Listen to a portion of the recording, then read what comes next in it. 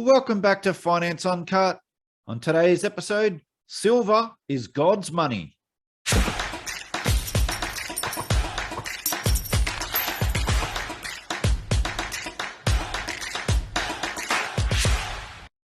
Gold and silver, a biblical perspective. Gold represents the unsurpassable medium of accumulated value based on its chemical and physical properties, scarcity while sufficiently available, and the amount of labor required to mine it and refine it to a pure, undiluted state. What we'll do now is we'll cut to a clip with Austin Rosiara, who is the author of God's Money. Gold and silver in the Bible. It's one thing to be interested in precious metals and the topic of money, but it is another to start digging into the Bible and learning more about gold and silver. Why did you choose to look at the Bible to learn more about gold and silver, and how credible is the Bible as a source material? Okay, you can consider it the Word of God, the sacred text, but it's also the best history book because it records people. That was written by people who lived over a time span of over 2,000 years. So that records events, habits, all kind of even transactions with very clear details that no other history book has ever recorded. So that is by far the best history book. So even if you don't consider it a sacred text, it still has the history value. And this is the first thing. And answer to your second question. The first question was about why did I start to look in the Bible? Because following that episode in Heathrow, when I started to search for the value of money, what is money, I started to look into different economic theories. And you find a lot of, you have the advocates, the Austrian economy that advocates for sound money, and you have on the other, at the other end, you have these monetary theories, especially the new modern monetary theories with stimulus packages and debasing the currencies and quantitative easing and so on. So what I tried to do was to look at the debates. And I found out that looking at those debates, actually, I got more confused after each debate because everybody had their opinions, and some things made sense, some things didn't. And then I figured out, okay, now mankind doesn't have an answer because we had humanity around for thousands of years, billions of people making transactions every single day. And we don't know what works and what doesn't. So it's clear that mankind doesn't have an answer. So that's why I decided to look into the Bible. Because I said, maybe there is something there. From your research in your book, let me hold up your book so people can see it. From your research in your book, God's Money, did you find out the purpose why God created gold and silver, and what do these metals represent in the Bible? Yeah, there is a purpose, and it starts in the beginning when we're told that gold is good. And if we look, let me say one thing first, that when I started to study, I started to look also in the original Hebrew text.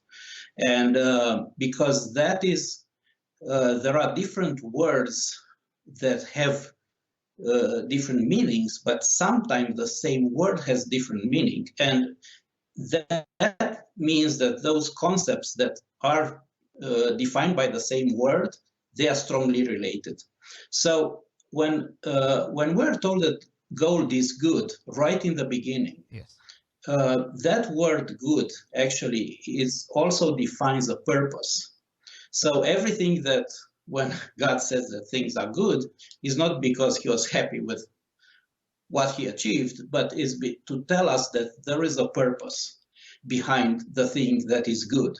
And actually, there is I go to large extent in the book, as you probably are aware of, that to describe what is the purpose of it, and it goes back to the fact that God made the matter, and mankind is supposed to bring the work. So these two things together create economic value, because we are supposed to be here on this earth and make everything grow in a sustainable manner. And that is, mankind has a mandate for growth, and for a management for growth. And these two things combined, matter and work, are the ones that create prosperity for mankind. But again, it's a matter of doing it in a responsible manner and in a sustainable manner. So we have gold, which is kind of the supreme value because of the rarity, but also because of purity. Mm. Gold does not combine chemically with other elements, so it's we can put it in an alloy together with copper to get jewelry of different grades, but there is no chemical combination between gold and the metal, the copper that we put together with. On the other hand, silver, the word for silver and money is the same word in Hebrew. It's kesef.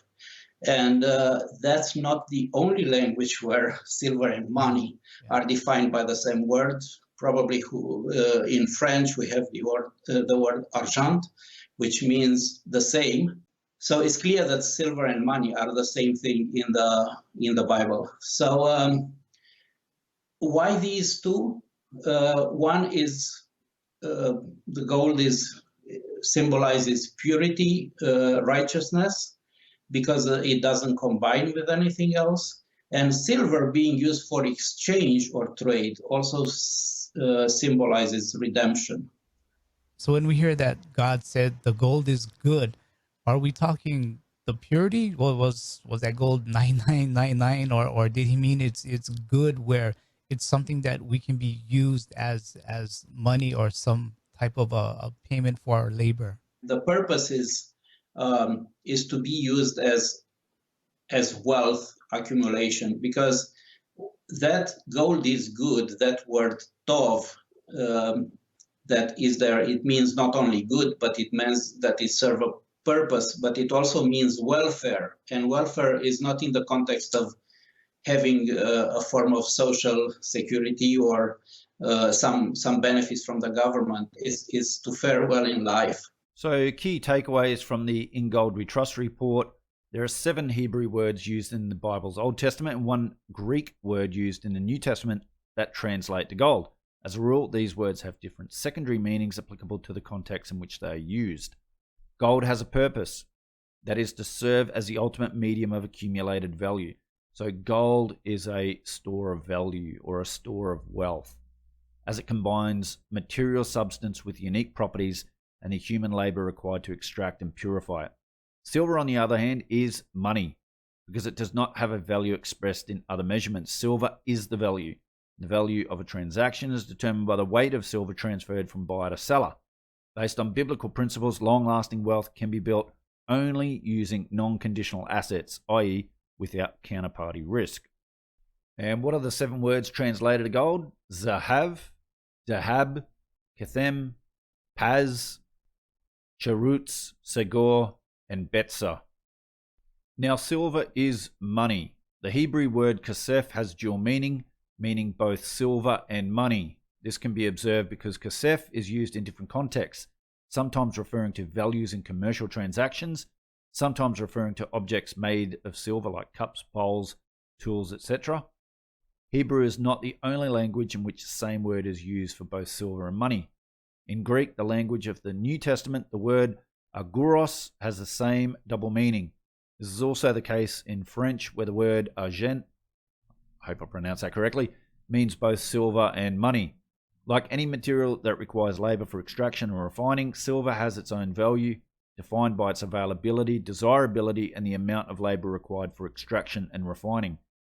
A careful reading of any verse where kasef is used as a measure of value will reveal that the value of silver as a medium of exchange is expressed directly in its own weight, regardless of which biblical translation is used.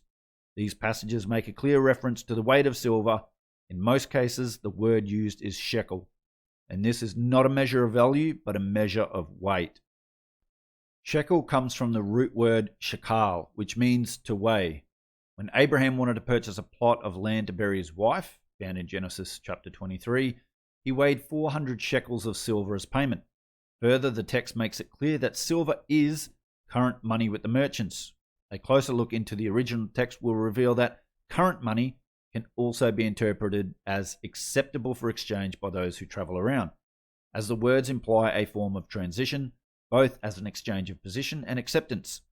Also, the same connection between silver and weight can be seen in the New Testament, where we learn about Judas betraying Jesus for 30 pieces of silver. The Greek word used to describe the payment is histemi, meaning to weigh, and it corresponds to the Hebrew word shakal used in the Old Testament. So in conclusion, silver, like gold, does not have a value. Rather, silver is the value. The value of a transaction is determined by the weight of silver transferred. Hence, silver is money. So let's have a look at a complete biblical economic model. Abram's riches. Abram was very rich in cattle, in silver, and in gold. Genesis 13:2. Abram, later known as Abraham, was one of the patriarchs of Judaism and Christianity. A deeper analysis of the fact that he was very rich in cattle, in silver, and in gold will reveal a complete and cohesive economic model consisting of three fundamental economic functions that all humans need and that all economies are built on. 1. Production. 2. Exchange. And 3. Wealth accumulation. Abram's livestock was his productive source of revenue, or his business, which sustained him and his family. It also ensured a flow of goods that was not only constant, but also steadily increasing. As the herds produced more goods than he and his family would ever be able to consume, he needed to exchange the overflow into an alternative form of goods, something that would not only last beyond the normal lifetime of meat and dairy products, but also be acceptable among the wider population. Using metals as a medium of exchange proved to be very convenient because of their universal acceptance. Hence, Abram traded the products of his herds for kasef, which is money in the form of silver pieces. In his productive overflow for silver, Abram accumulated a non-perishable asset that could be used later to acquire whatever he and his family needed. Therefore, Abram's silver represents the second fundamental economic function, exchange.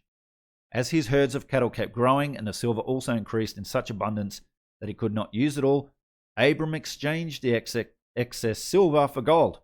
Since it is approximately 15 to 20 times scarcer than silver, although now we know that it's actually in single digits, around 7, 8, 9, depending on which gold and silver miners you talk to, gold is much more valuable and can be used to store high values in a concentrated form.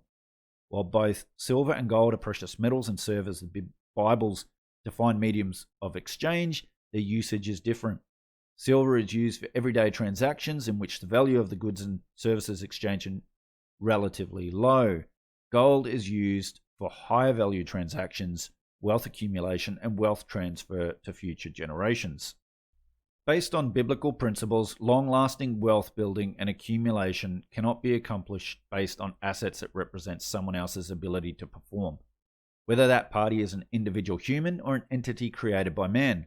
In modern vernacular, such assets are said to carry counterparty risk, as the asset's value is derived from the other party's ability to deliver or provide based on a promise. Being subject to circumstances outside their own control, human individuals and entities created by man can only make conditional promises. On the other hand, only assets that are non-conditional, i.e. without counterparty risk, can be considered God-given assets simply because God alone can make unconditional promises.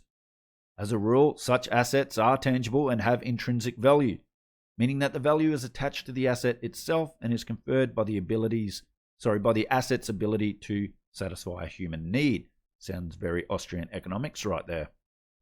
Examples of such assets are land, real estate, mineral resources, and precious metals.